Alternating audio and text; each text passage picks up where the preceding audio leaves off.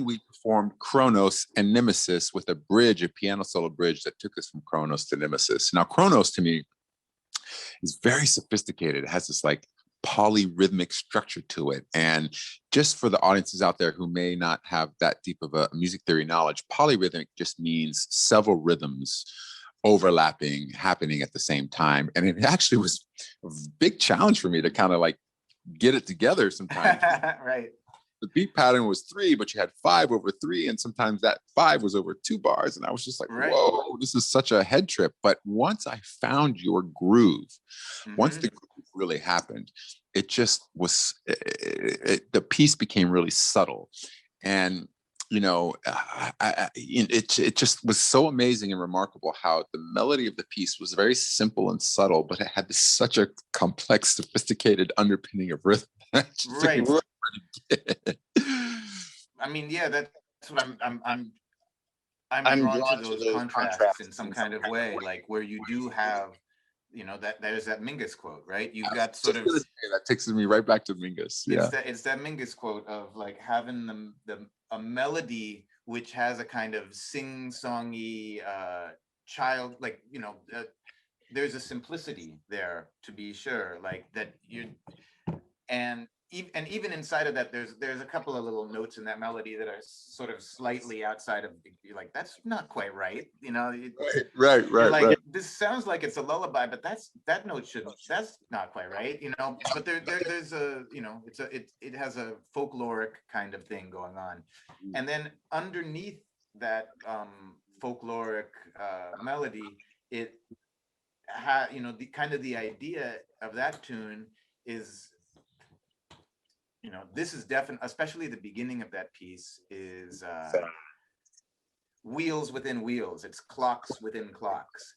You know, Chronos is the god of time, right? Yeah. And so it is. It's, you know, time moving at different rates of speed.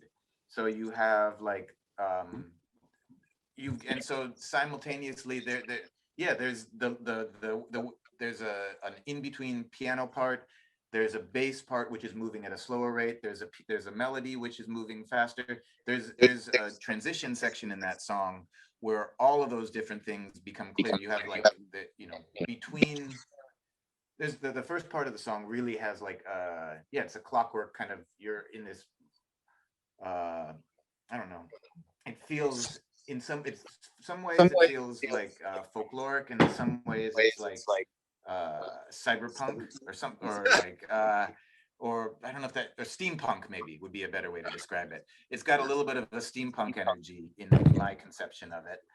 And but then it has a transition section, then it goes to the more cosmic thing at the end. Yeah.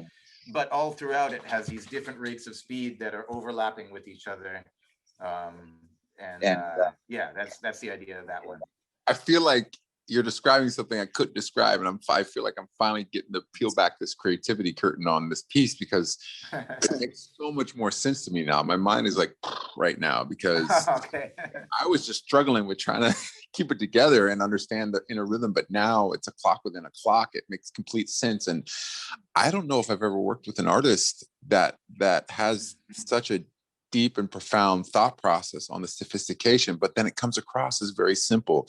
I think the best thing we can do, and first of all, the folkloric nature, we went from mythology to folklore. I think that's really amazing. You're drawing these inspirations, because there's a part of me that felt like some of it was like Middle Eastern feeling or something, or for sure, yeah, something that was primordial, but in that Middle Eastern sort of modal vein, not necessarily the Western sort of version of that.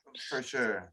And I've been informed by listening to music from all over the world, and that, like, I really, absolutely, like, Bulgarian wedding music.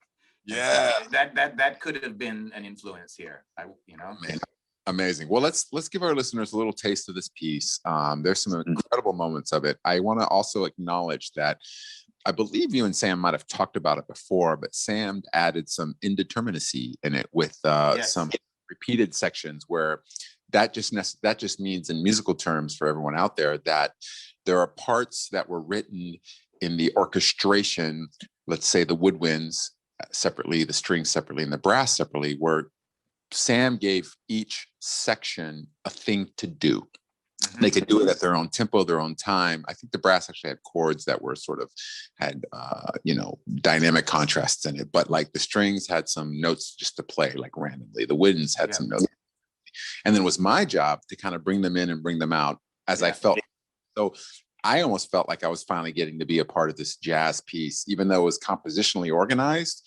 It had this indeterminacy, which is a very 21st century idiom. So I was really glad we got to put that in there. And then, of course, toward the end, Armando Lopez's drum solo is just like mind blowing. So, it's fantastic.